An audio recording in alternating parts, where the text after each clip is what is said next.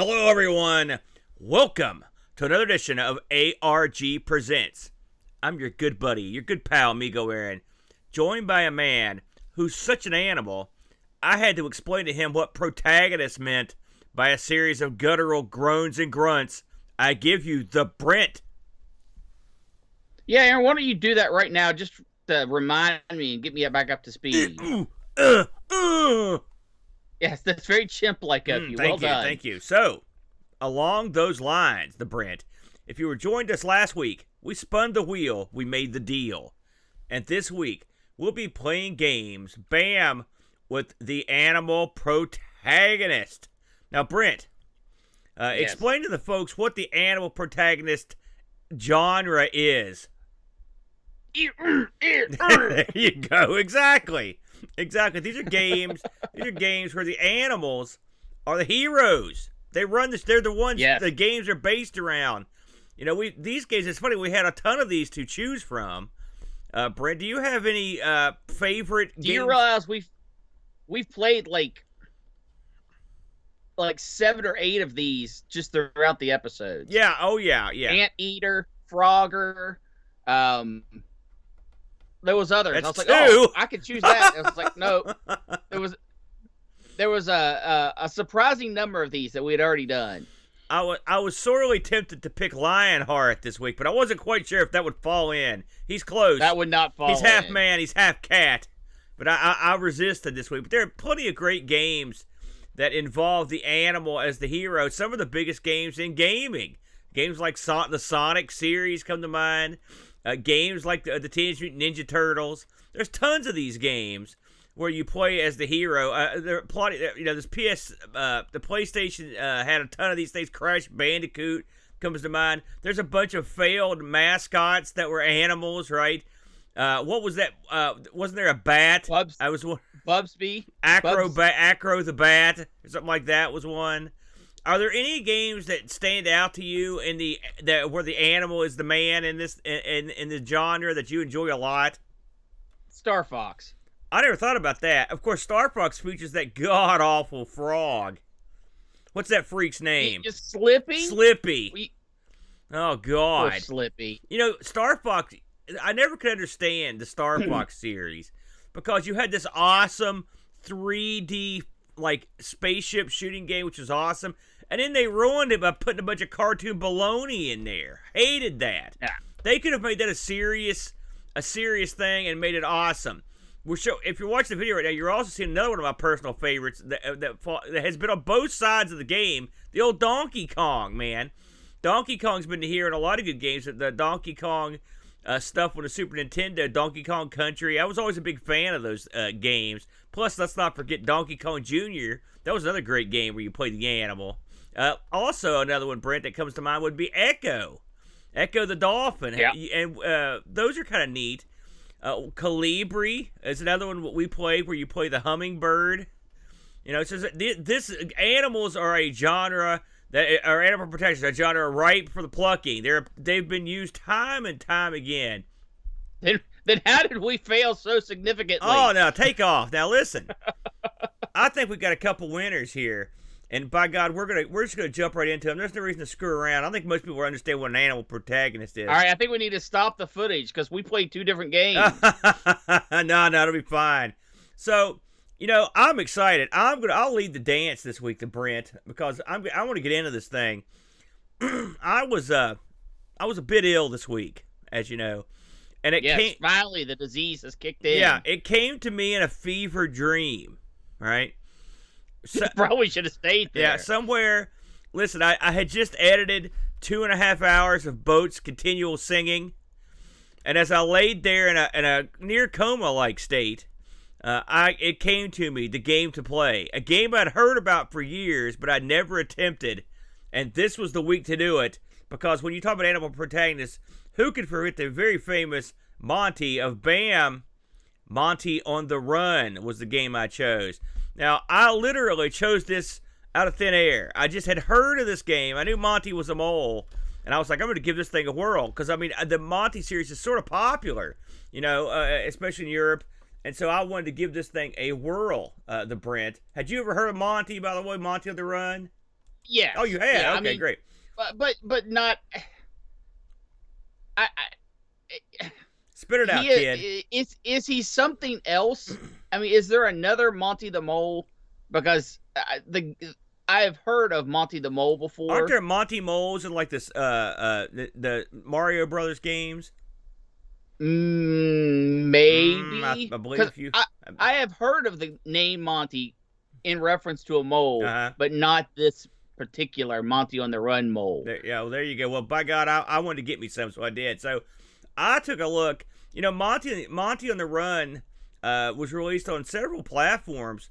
The Brent, including the Amstrad and the ZX Spectrum, the C64, and the Famicom to a certain degree. I kind of left it wide open this week in terms of the platform you played this on.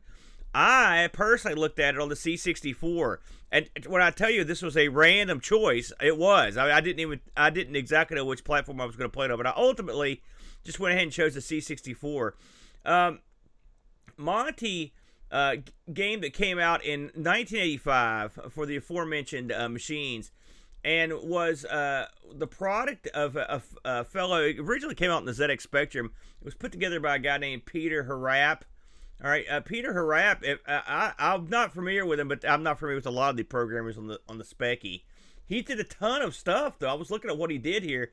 He did, aside from the Monty stuff, he did European Soccer Challenge. He did Hill Street Blues. I heard of that. Micro League Action Sports Soccer. He also just straight up programmed a ton of games. It was still working into the as of last year. So I'm assuming he's still in the game here. But I mean, looked at his laundry list of stuff. He's been involved in a ton of stuff. So he did the original Specky version of this, and then this was converted over to the C64 by a couple guys named Jason Perkins, Anthony Clark, and Mark Rogers. And this game, I found out when I turned it on.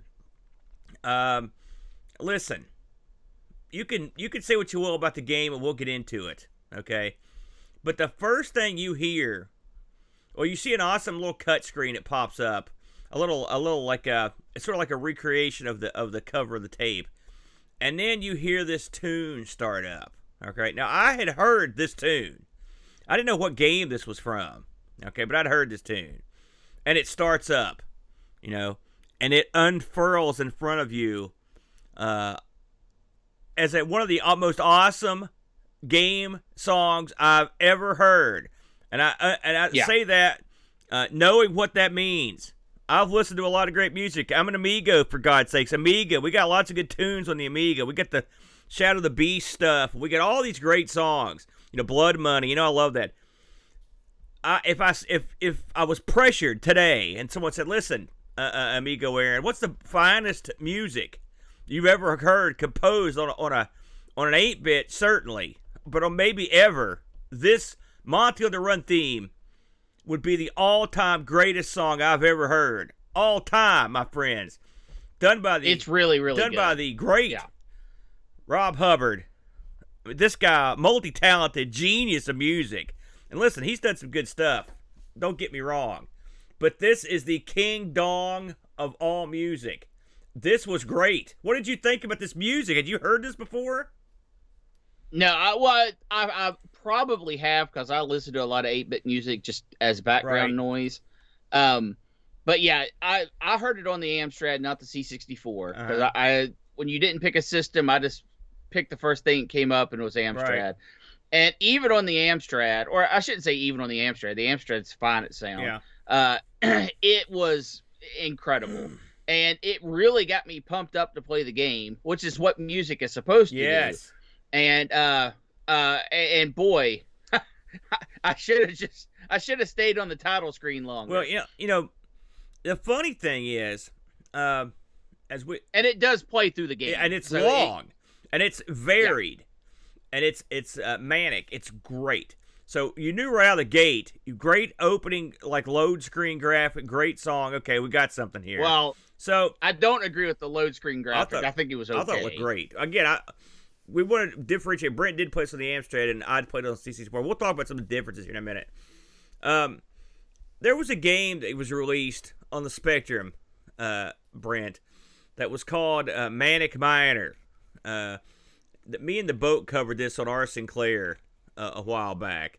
And by the way, if you're interested, there's a Frodo and L did a great series on his stream where he played, I don't know, like 20 different versions of that game, and it was very interesting. But anyway, this was a huge hit in Europe and UK, and spawned sequels and whatnot. And the premise of these games were basically the game genre, the genre of like unbelievably deadly platformers was born, all right, or at least was made persona in this game, you know. And then the sequel was called Jet Set Willy, and this game is very similar to Jet Set Willy, a game that was a room by room platforms of death game. And so I'm assuming that that was sort of the basis of this game.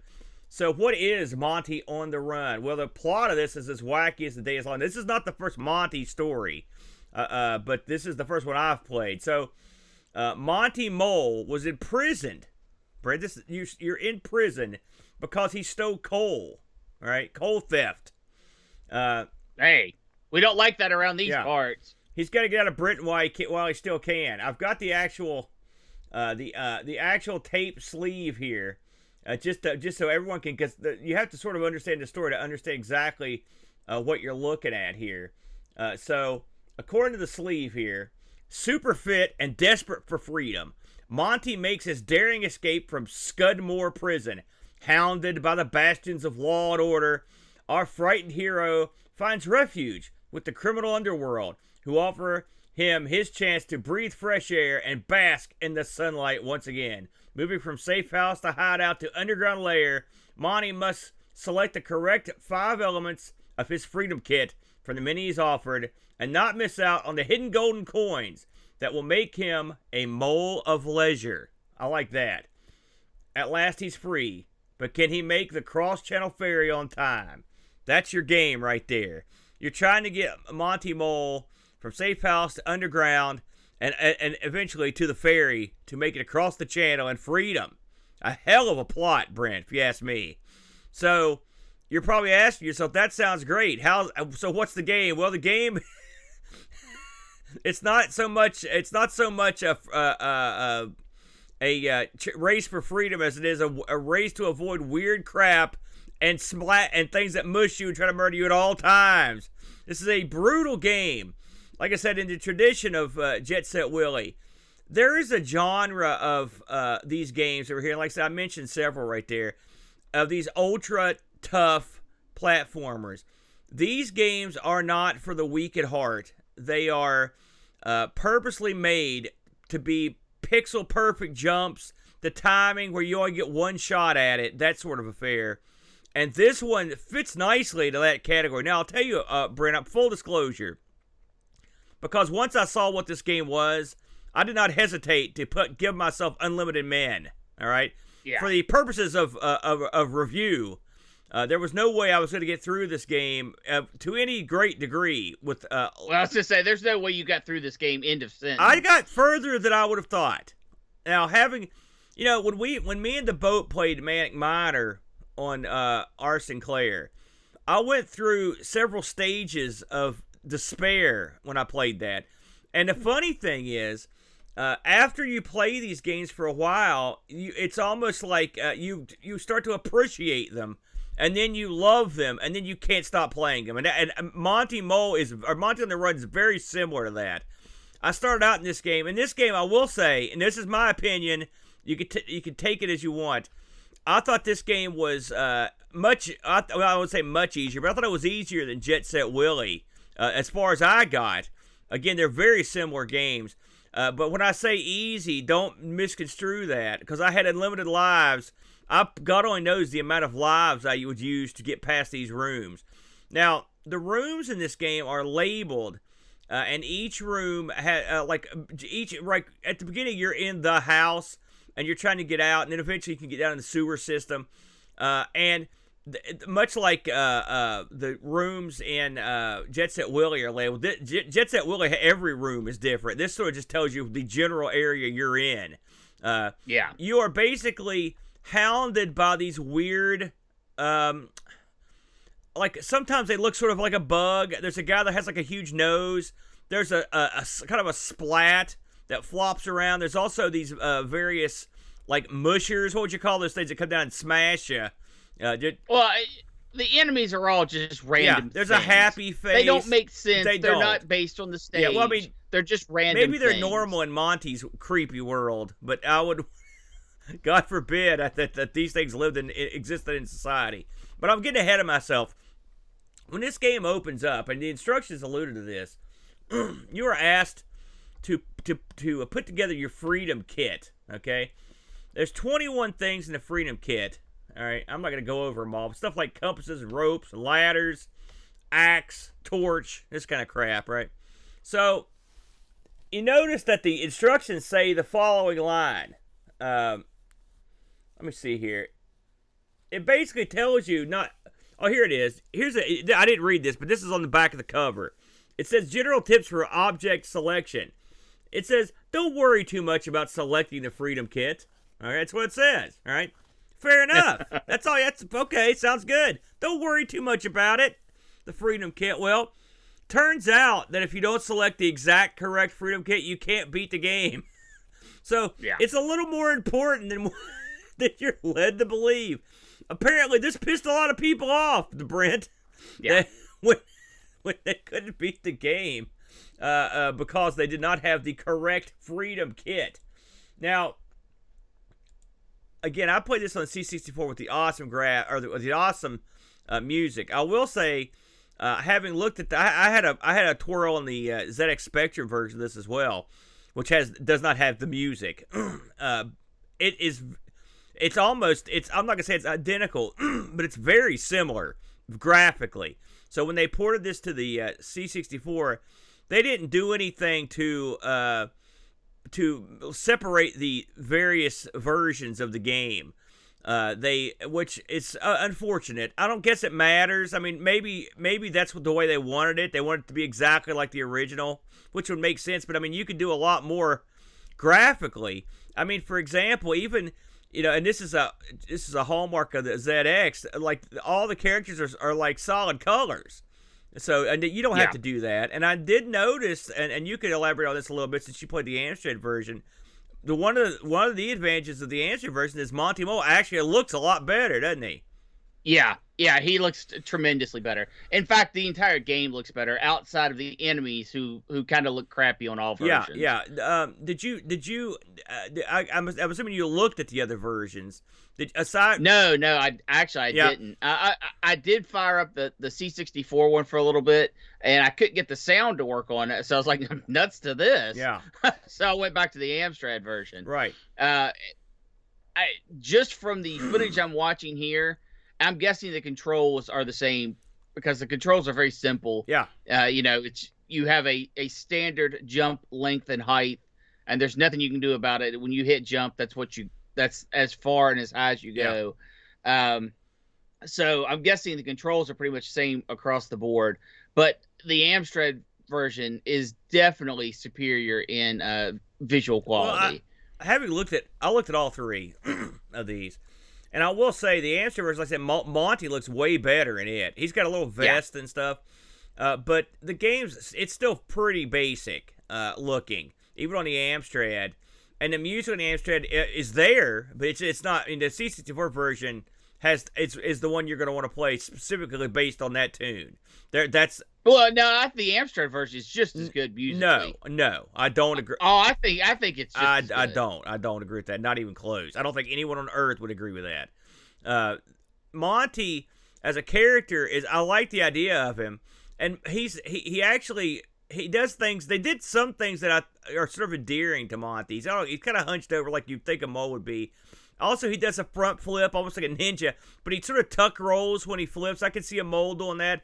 Also, when you fall, his little feet go like flipper and flip in the air, that's kind of funny. I want to talk about the actual gameplay here for a minute, and just to give you an idea of what you're expected to do.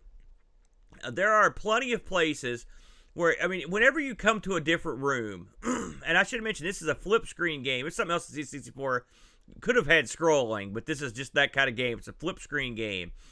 You'll come into a room, and you may come in from the left of side of the room, and or let's say you're coming from the right side, and you come in going left, and you see stretched in front of you bad guys in an area, plus let's say some lava or sewage or whatever it is, and then you also see a series of ropes or doors or whatever. And as you look at this, you've got to figure out how to get across these, but you can't. You can't necessarily figure it out with one obstacle at a time in mind. Such is the design of this game, that you have to take into account almost everything in the room that's going on simultaneously, in some areas anyway, just so you can time everything perfectly.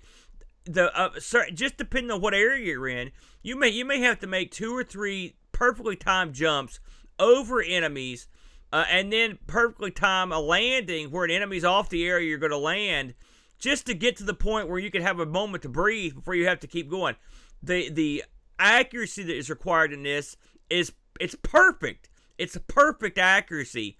And there are variables in this that you can't even get around. For example, the things that smash Monty, the big piston that comes down, those are completely random. I thought they were, and I read that in a bunch of places. There is no rhythm to them. They just randomly come down. Now, they won't come down the second they go back up. You know what I mean? But there's no rhythm to them. So those things can be tough to deal with. Occasionally, you'll just come across stuff that you won't know what it is. Like the first time I came across this little metal ball, it was kind of buried in the ground. I didn't know what it was. Well, the second I walked on it, it was a piston that shot me straight up in the air and pushed me up through a level to a tunnel I didn't want to be in. So I had to work my way all the way back around. Just that stuff that's just put there to be irritating. There's also, I remember that there was one level, the first time I saw it had an elevator and a lift. I got in the elevator, it went straight up, hit the ceiling, and killed my guy. That's just being a jerk. That's Dragon Slayer style abuse of Monty Mole. And so you've got to be prepared for that sort of stuff, because ultimately those are obstacles. You've got to leap over the buried ball. You've got to leap over the elevator at that point. Other points you'll use the lift, but not there. There are also areas where you have to just adapt to things you haven't seen before. At one point I got to this area where you had to jump on this like whiff of smoke or cloud. But you couldn't stand on it because it's not a platform. You had to travel with it, with your Monty encompassed in as he went up. All right, you had to. That's stuff you had to figure out. This is that kind of game where a person would get this, and you would sit down, and you would try to figure out each room, and you would die over and over and over and over and over, to the point where you would have to become the master of these rooms. And once you became the master of these, and I learned this from watching Frodo play Manic Miner, for example, which has the exact same sort of timing puzzles and pixel perfect jumps, that as someone becomes expert at these, they eventually get to the point where it's almost unbelievable how good they are. And it's basically just through attrition, because they've died so many times. I had the luxury of having unlimited lives.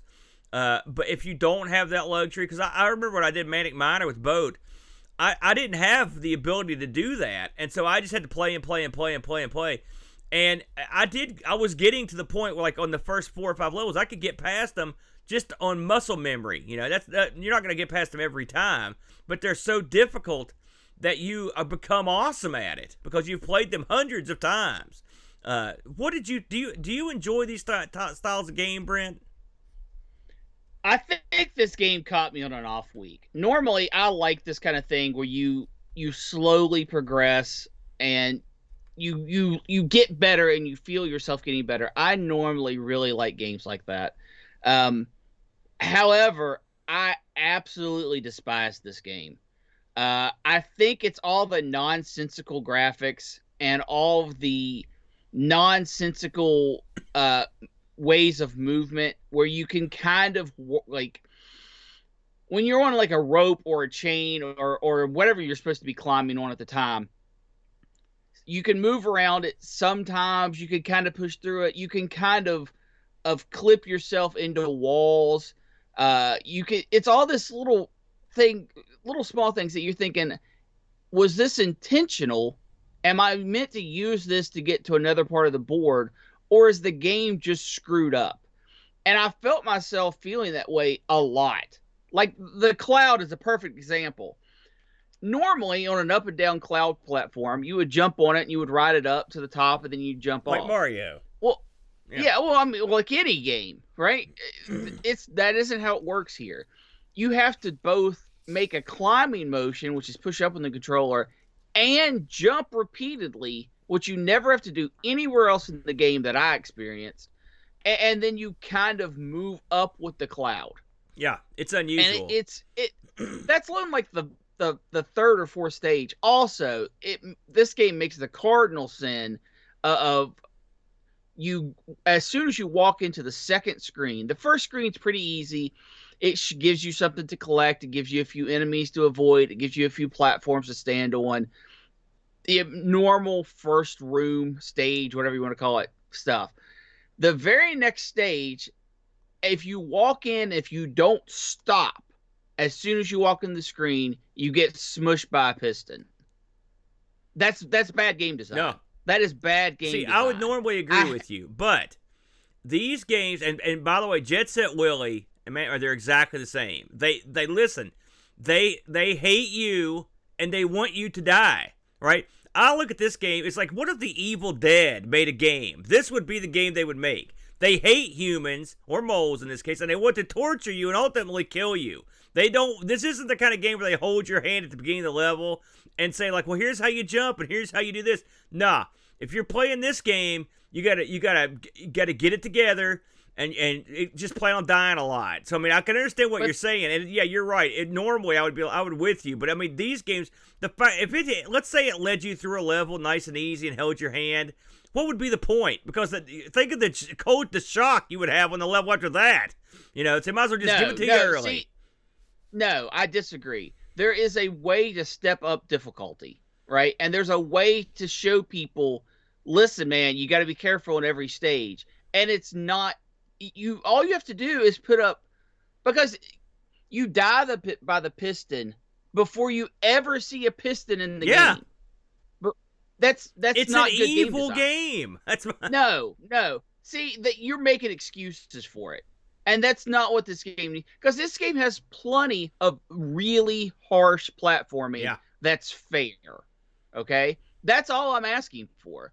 All you have to do is either introduce the pistons somewhere else before you have an instant death trap, so at least you know that type of enemy exists, or put some kind of sign or warning or something, right? It's I mean, after you get crushed by it the first time, okay? So it's not about that. You learn as you go. I get all that, right? But that's bad game design. The game should teach you what is dangerous, what you have to look out for, and it doesn't do that. And it has concepts where the cloud, perfect example. I've watched people run through this game. That cloud mechanic is never used again. I think it was stuck in there. It was glitchy as all get out. It wasn't meant to be the way it is. It is just that way. And they were like, man, we can't keep using this. This is all messed up. And the other thing that really bothers me about this game, nonsensical enemies have a place. Like wild, crazy enemies. This is not one of them. And not only that, the nonsensical enemies need to be super interesting and change with the environment or something.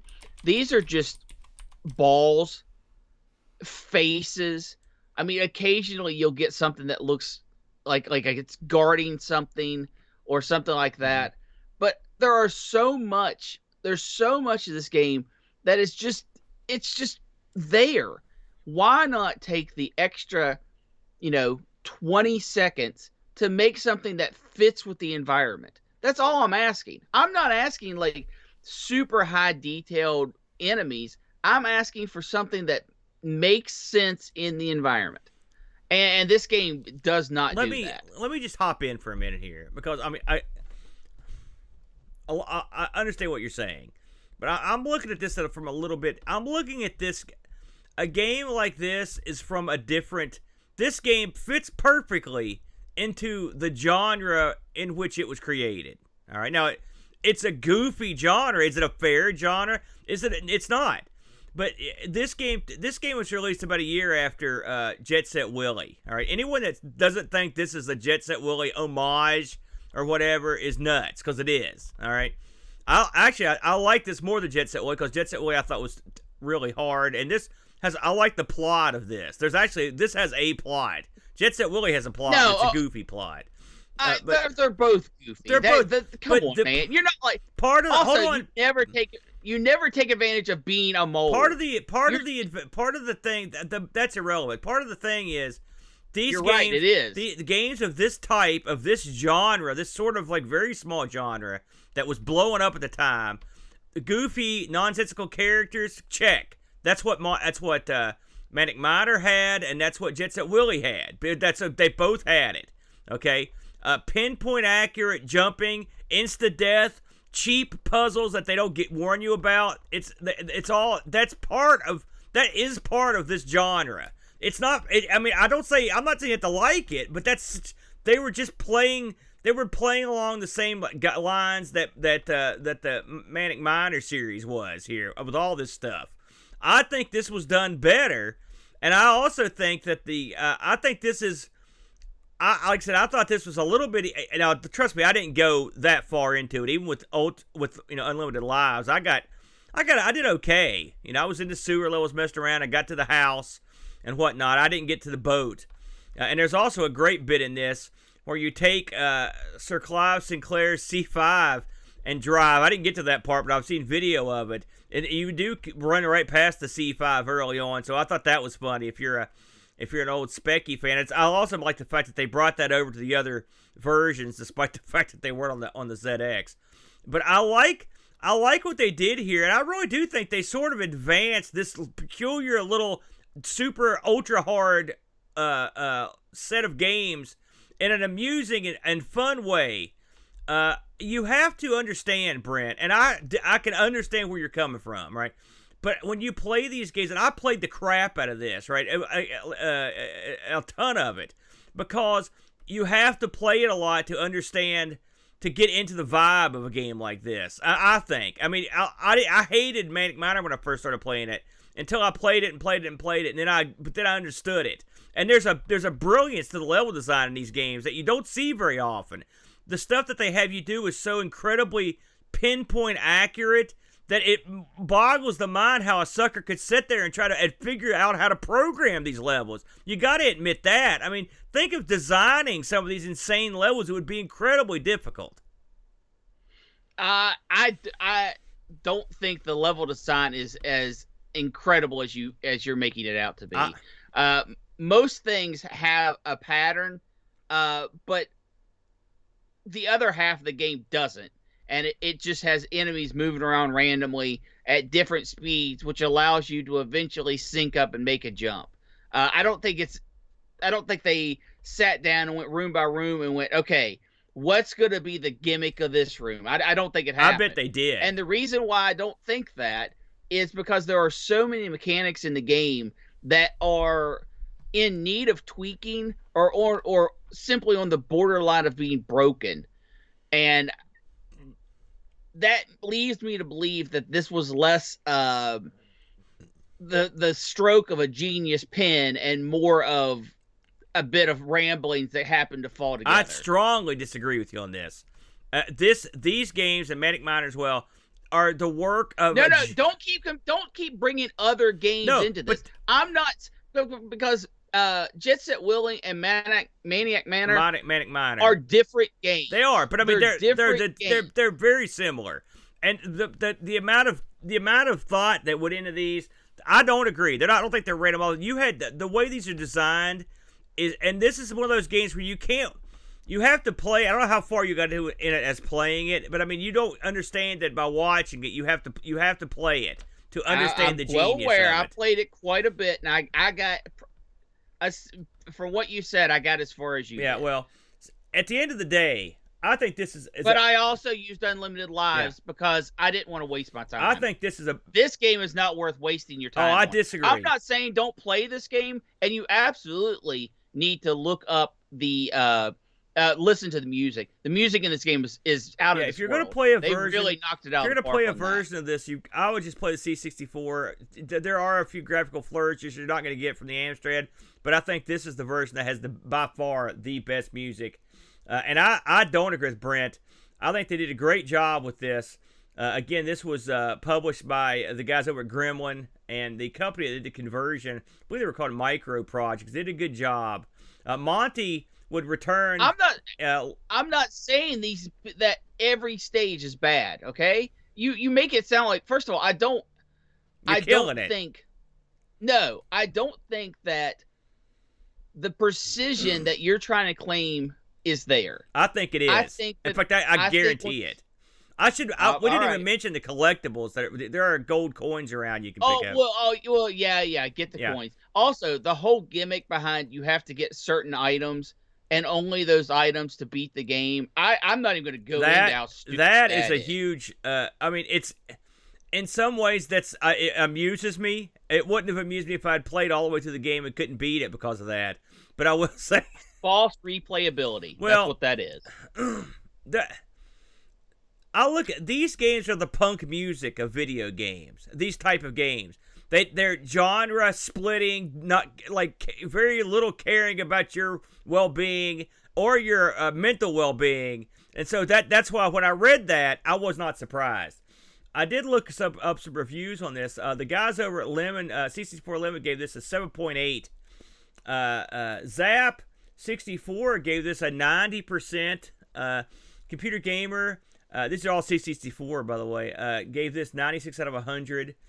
ASM gave this. Oh my god! ASM gave these this. These scores are absolutely ridiculous. This game wasn't made for you, Brent. ASM gave this a 9.25 out of 10.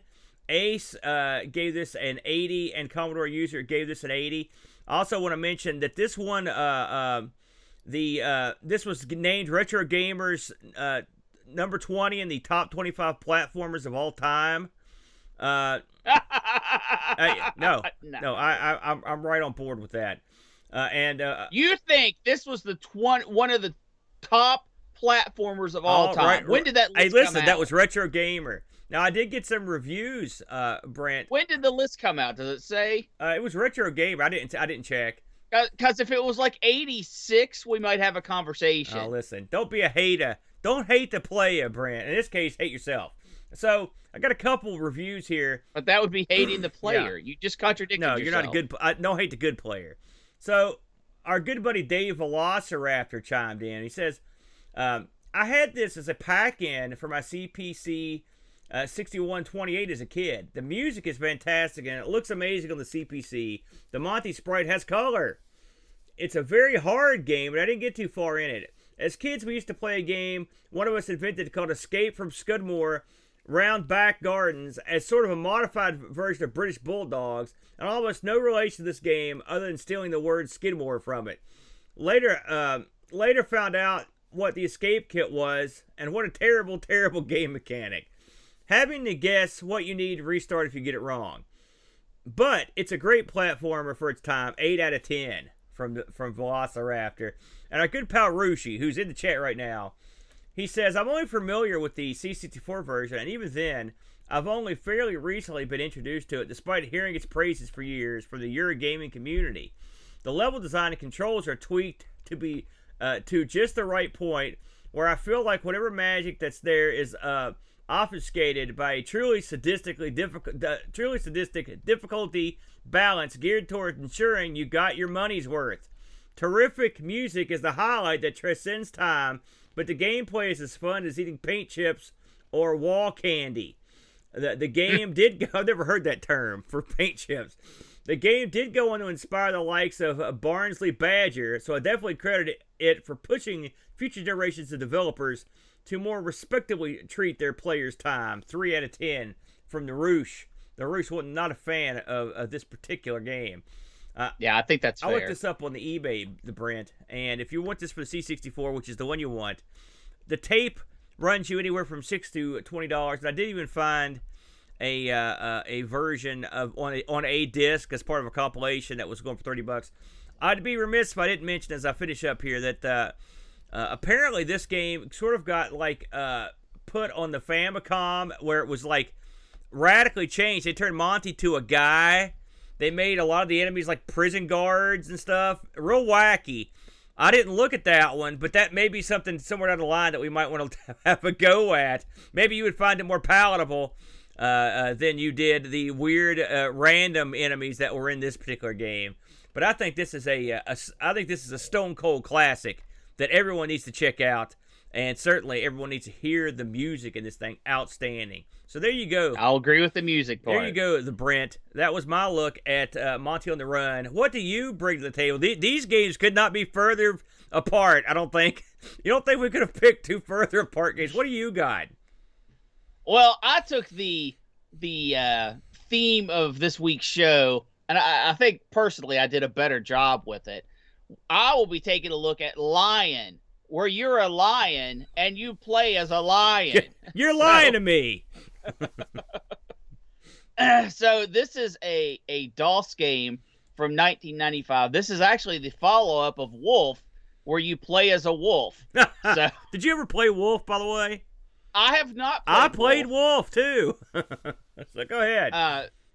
So this was, like I said, released in 95.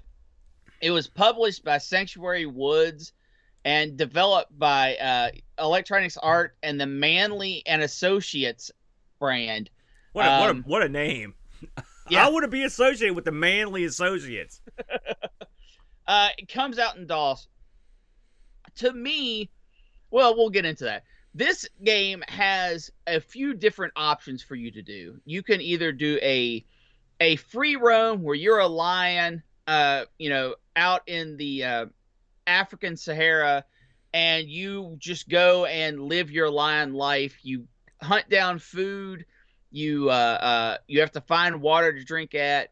You have to mate and have little baby cubs and raise your pride. And you have to, avoid poachers, all the lion stuff there is. There is also a scenario mode, which is where I spent 90% of my time with the game. And it gives you missions. There's about 20 of them. And it says, okay, you need to feed your cubs. And you're a lioness, and you have to go and hunt down animals and keep your cubs safe and bring your cubs over and have them feed. And then you're done. It gives you a score and sends you on about your life. Or one of the far more amusing ones was there's a lion that likes people food. And there's some poachers in the area, but the poachers got scared off by bees. So you have to go and eat their food and then hightail it out of there before they come back and shoot and kill you. So the scenarios are all over the map, but all generally same theme. You're a lion and you're going to do something, and then it scores you so you can try to go for high scores. And then the third part of Lion is basically like a lion encyclopedia, and this comes from a CD, so it has that super low resolution video, and it has voice talking telling you about lions and their habitats and how they hunt and poachers and different things involving lions. And there's quite a bit of footage. That was cool. And there's quite a bit of audio, and there's a lot of good information there. This was almost like edutainment, Brent. This was very close. Well, no, this is edutainment, not educainment, because this game doesn't brutally beat you down. I feel this game would be absolutely perfect for a middle school computer lab, sort of like Oregon Trail was, where it gives you a little teaching, it gives you a little bit of fun, and it doesn't really beat you over the head with anything. You're just having fun and you're learning as you go. Lion, the gameplay is a top-down perspective of your lion, and you control through the mouse. It's all mouse-driven movement, and your lion can walk in the 8 cardinal directions: up, down, left, right, and the diagonals. And he has different senses. You can smell, and that will tell you what is surrounding you and in what direction and which way the wind is blowing. And that becomes very important later on. You can do like sight, which is an overview like map. It gives you a better idea of what's around you with little icons, but there's not detail. It's just very broad, distances type thing. You can also listen, and listen is mostly used to find water sources, where you will hear the stream, or you will hear poachers is another thing to listen for, and then you will go up and drink and have all that good stuff. The game is very sim-like and not very arcade-like. Perfect example. You have to lay down and rest to build up your stamina. There are 4 bars in the game. You've got your food and your water, and then you've got your speed, which is your stamina, and your health. So when you rest, you lose food and water, but you gain stamina and a little bit of health. And you have to have that stamina because when you chase down your prey, if you get downwind of them, for example, or if you get too close and you don't sneak up on them or hide in the grass, they'll take off, and then you have to chase them down. And some things are very hard to chase down. Some things are nearly impossible to take by just you alone, and you have to get your pride involved. It's a very sim game that has questionable controls. The mouse controls when you're trying to run really fast, and it's based off of distance, your mouse distance from your lion. So if you're just right next to your lion, you're kind of creeping along and walking, and you have to slam it to the side of the screen for a full-out sprint, and you have to have the stamina available for sprints. It works okay, though, doesn't it? It does okay. I was surprised. It does okay. Because when I saw how it was going to control, I had played it. It's been years when I played it, but I mean, I didn't remember how the controls work. But I was like, again, since this would probably end up in a school lab, you're not going to have like a bunch of joysticks sitting around. And so for mouse controls, I thought this was pretty clever, frankly. And even the way the mouse changes colors depending on how fast you're going. So I thought that was kind of neat, personally. It is. But I do think the controls are the absolute worst part of the game. I think literally any other control scheme would have been better. Excuse me. And because of the control scheme as it is, it makes the game less fun. Now, maybe they wanted that struggle, right? They wanted the movement to feel a little behind the times, a little sluggish, because they didn't want you to get every kill. Because you won't get every kill. I stalked on the first scenario when you're trying to feed your cubs. I stalked around for a long amount of time. And every time I got close to something, it would run away. And the screen is pretty zoomed in, which makes it even more difficult. But when you do get a kill, you feel accomplished and roaring, and your cubs come over and feed on the kill too. It's very rewarding. It's a very rewarding experience. Also, there's a day and night cycle in the game. And when it fades to black and you're in the nighttime and only your eyes are glowing, and the enemies the other animals become really hard to see, it's a really good effect. There's weather effects in the game. Yeah. It can rain, and it has a good lightning effect and stuff going on. I enjoyed this game for what it was. I'm never going to play it again. I didn't enjoy it enough to check out Wolf. Only because the controls were pretty sluggish. Aaron, how did you feel about the game? Oh man, there's a lot of stuff to this in this game. Now listen, is this game you're gonna crack open a couple beers on a Friday night and say, "Man, I'm going to kill some wildebeest or zebra"? No.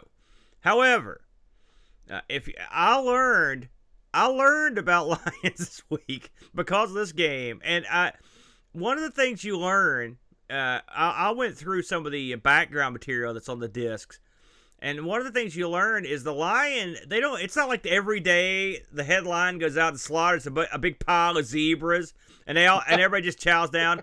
Lions can go. They'll go like three. They might not eat for 3 or 4 days. And then when they kill something, they gorge. They'll eat like 35 pounds of meat, just a ton of it. It's because they may not eat again for a long time, and they're okay with it. So when you start playing this game with that in mind, like the first thing I did, I was like, gonna go kill me some stuff. Put the lion in overdrive and took off. Well, that's not how it works. The lion ran at full sprint for about 5 seconds, and it slowed down. And so you have to play this like, I thought about my house cats, right? My house cats can go... They can haul tail through the house for about 10 seconds. Then they sleep for 10 hours, all right? Because they're cats. And lions are big house cats, basically. They and that's the way these games are. Like, they even say it in the back, if you look at the supporting stuff, they're like, yeah, lions, they have all kinds of different ways to kill stuff.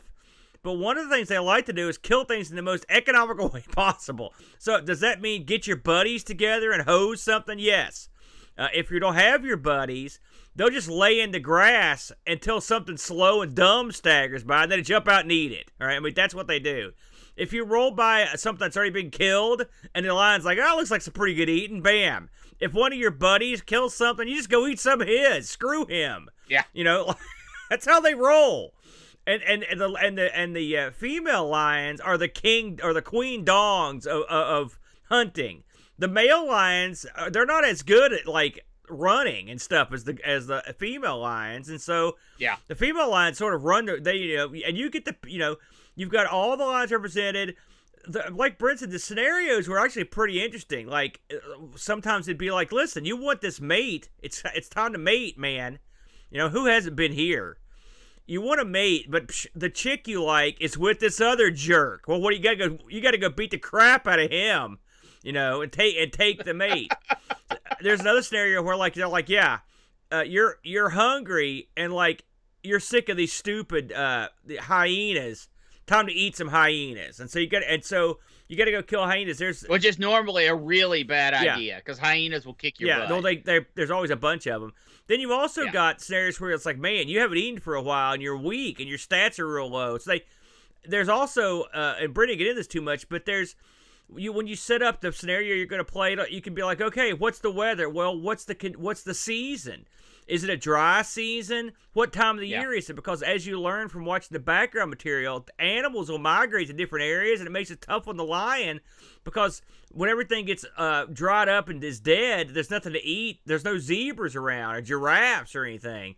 You know, something else. This game is not easy. You don't just walk up to the nearest gazelle and just chomp down, Pac-Man style. These gazelles, newsflash, these suckers are way faster than you. And so you've got to like be strategic, and creep up on them. You have to. Again, this is not necessarily my forte, but in this game, when you get a kill, you want to jump up out of your seat and go like, "Ah, I did it!" Because you killed a sucker. And another thing with hunting things down, you have to be mindful of the wind. You have to stay downwind of the animals because otherwise you'll alert them earlier. It's very detailed. It is very detailed in the things that you do. Now, overall, there's not a lot to do, but what you are doing, which is hunting, mating, raising cubs. Yeah. And by raising cubs, I mean kill something and let them eat it. It is very detailed in those regards, but that's pretty much it. The game is very shallow. Yeah, well, I will say this. There again, here's the way I look at it. If a game like this, when I saw what you picked, I'm like, one thing I'm going to do, one thing I'm damn sure going to do is not learn. I'm not doing that. And then I did. That's good. Like, I could set the boy in front of this and be like, here, play this. And he would learn about lions. Just, you don't have a choice. I'm not saying he'd have a bunch of fun, but he'd learn. The game does have, it's not perfect. It's a game of its era.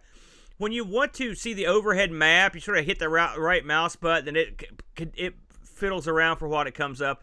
I would like to have had it in a modern game. What you'd like to have right there in its place is like an on-screen display. That would make that a lot easier. I don't want to say a radar, but just sort of so to save time, so you can access that information without having to stop playing. I could see that because that does break up the game a lot when you do that. Well, the map is very the whole interface is very questionable. Yeah, I mean this game could be redone today, right, in a modern way, and it would be really cool.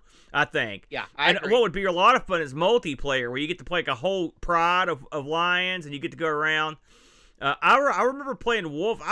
It's funny, I played Wolf a lot more than this back in the day, but I don't remember much about either one of them, so they didn't have a lasting effect.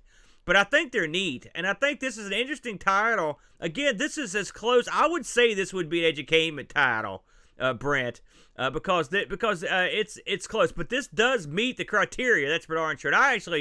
I kind of dug it. I played this one. I played this just about the same amount as I watched some of the background stuff on the disc. I like the idea that the disc is, I wonder with the controls like they are. I wonder if they had visions of maybe release this on like the CDI or something that didn't require you to have a keyboard or a joystick.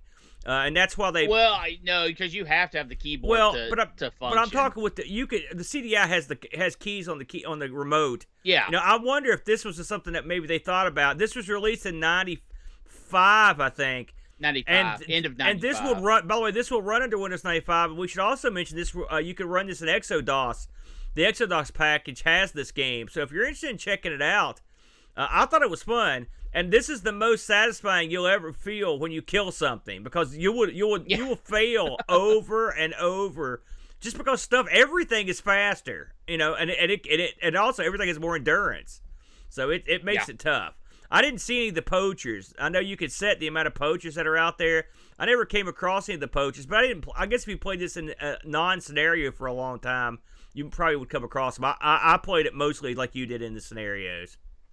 I came across the poachers, but I never got close enough to get them to shoot at me. Yeah. But I've heard that once they're on the screen, you die. Yeah. It's just, they've got guns and you're a lion. So yeah. I dug this though, Brent. I thought this was a good choice. I thought this was. I definitely think that if this is something that sounds interesting to you, go and take a look at it, because it plays well enough to get a couple hours of entertainment from it. This is not the the end all be all of simulation games. It's not something that you're going to become a lion expert on, although you will learn a lot if you want to. Yeah. And it certainly is not the best controlling game in the world, but it has just enough of everything in the right places that you can have fun with it. And after you kill a few things, and you decide you're done, you aren't going to feel bad or, feel like you have to come back to it. I played it for, I think, 4 hours. And when I put it away, I was like, you know what? I feel like I've experienced all Lion has to give me. And I was happy to have done it, but I don't plan on going back. I will say this is the only game we've ever covered where you could watch a bunch of lions in real life take down a buffalo and start ripping it to shreds, because that's one of the video clips on the CD. Yeah, there's some graphic video clips. They don't hold back. I was reading this game was real well received, and so was Wolf. Like they got Manley and Associates got over with these games. Yeah. This was in a series of games that they just stopped. I guess it was not financially viable. Yeah, and it makes one wonder, because this is a game that you could have put something like this. This came out in '95. You could have done something similar to this on the PlayStation or something if you'd wanted to. Or, there were other options aside. If you combine the two games, you've got a modern game. Yeah, I dug it though, Brent. A good choice. Did you get any eBay action on this? I could not find this on eBay. There you go. And no one in the Discord was brave enough to take on the African Badlands. I think they're more afraid of taking on the MS-DOS Badlands, Brent. And speaking of Badlands, you know what that means. We're going to the Badlands of the Wheel, Brent. The Wheel. Here we go. Bam. Wow. Yeah. Not your best transition. It wasn't your best outro either, pal. So, once again, this week we dig deep, Brent, into our bag of tricks to come up with a new piece. Brent assures me that the new pieces are good. Should be back for the printer sometime this year. But we added another one from the old Thanks for Giving Marathon. Whoops, I just used the wheel to exit out that scene. So anyway. Hey, it's a bad sign when the wheel doesn't want to spin. True. This time we added, and I do this with a certain sense of dread, Brent. This was a suggestion for Thanksgiving. Games that got a legitimate score of 2 out of 10 or less. This was a suggestion from Greg W. Fepke, and our retro piece this week, the the 32X. The 32X. You can see it right there. Are you ready, Brent? This is an ugly wheel this time around. There's a lot of badness. Here we go. And the wheel has already spoken. Look, even our little faceplate's crooked. Fix that. There we go. All right, here we go. Here we go. And by the way, you in the chat, get ready. There are, I think, 2 different things in here that might require you to spring into action. So here we go. Here's the spin, and the winner is. All right. Okay, we got a winner here, and it is Last in a Trilogy. Last in a Trilogy, Brent. This is a suggestion from David Z. Out in Arizona, our good buddy. We just played games with him last night. David Z has picked Last of a Trilogy. So this is the game that either closed out a brilliant trilogy or shut down a series that was going further than a trilogy. So any way it goes, it should be a game of a certain degree. So, Brent, do you have any thoughts about that one before we move along? Are there any thing you want to do in terms of limiting what we can choose, or is it wide open? Oh, no. I think this is a wide open one. Any game that ends in 3, I suppose. There you go. Also, Last of a Trilogy. We need to mention that we will be filming early next week. We will actually be filming live on Thursday evening. Probably about 8, I'd say. 6 o'clock, 7 o'clock, 8, somewhere in that area. We'll announce post up in the Discord and Twitter and all that good jazz. Because I will be out of town over the weekend. The video release will still be on Sunday. Tell the people where you're going, Brent. I'm going to Tennessee. Tennessee. Man. Have a jug for me, my friend. Hey, I wanted to, for those of you that joined us just the other night for Amigos 300, I was sick. Brent was actually going to try to appear on that show, but I was unable to have company for the safety of the nation. But I want to talk to Brent because Brent's actually been a good part of the Amigos for years, and as a frequent guest and sometimes fill-in host. What are your? Do you have any thoughts of the 300 episodes of Amigos? And you've probably been in I bet you've been in at least 10 of them. Yeah, I've been in about a dozen. I am incredibly proud of the two of you for enduring so many ups and downs and trials and tribulations to continue a weekly schedule on a topic that I know is near and dear to both of your hearts. It has been very entertaining to watch the show evolve as it has. The quality and production, of course, has always gotten better. The banter is usually witty and fun, and it is interesting to see the whole evolution of the product, the expansion into different channels, that have grown into their own little offshoots, and the other people that have been kind of picked up and placed under the Amigos branding umbrella. It has been a joyous thing to both support in the beginning and become a part of later in its lifespan. Very good. The check's in the mail, pal. After putting that over. Now, me and you, I'm trying to think of the episodes that we covered on the Amigos over the years. I know we did Jurassic Park was one that me and you did. We also Dark Sea or something seed with the crazy Demon Seed, I think, or something like that. And we also did WrestleMania, I believe was. In fact, that was the infamous wrestling bit. Man, I should have stuck that in there because hardly anyone's seen that. But I know we covered that one. We've had a lot of fun, and then you've been there for a lot of the special episodes, Christmases, Dark Seed. Thank you, Brock. You've been there for a lot of the special episodes, Christmases, and the Amigathon and whatnot.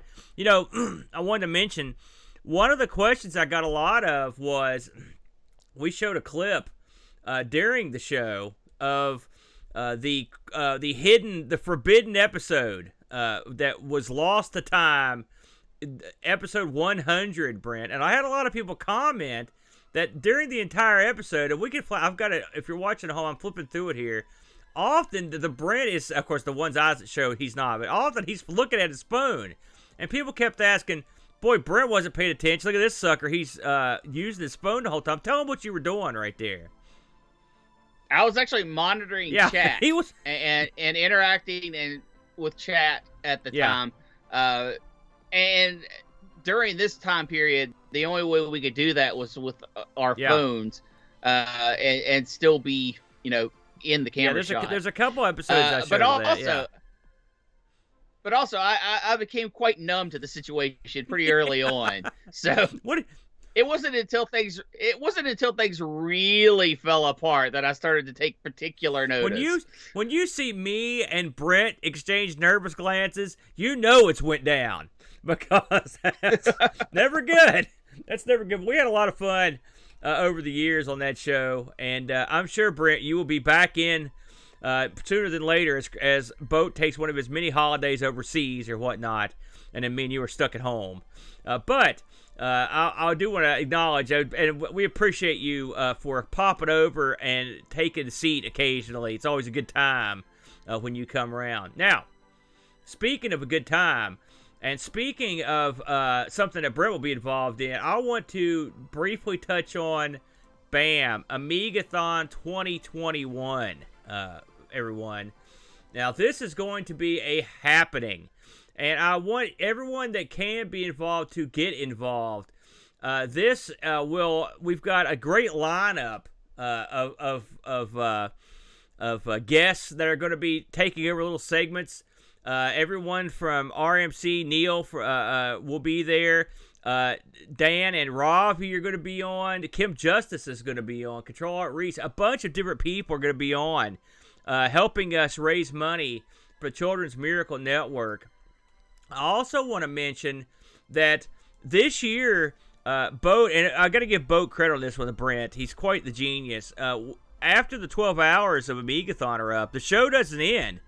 We're going to pass the baton off to other streamers who are going to keep the ball rolling. Hopefully we can circle the globe with streamers. I've got a bunch of people in mind I would love to see get in there and take a shot at streaming an hour, half hour, an hour from Amigathon. And when Boat's ideas, we've got a sign-up sheet, the Discord. We do a lot of streamers, are in our Discord.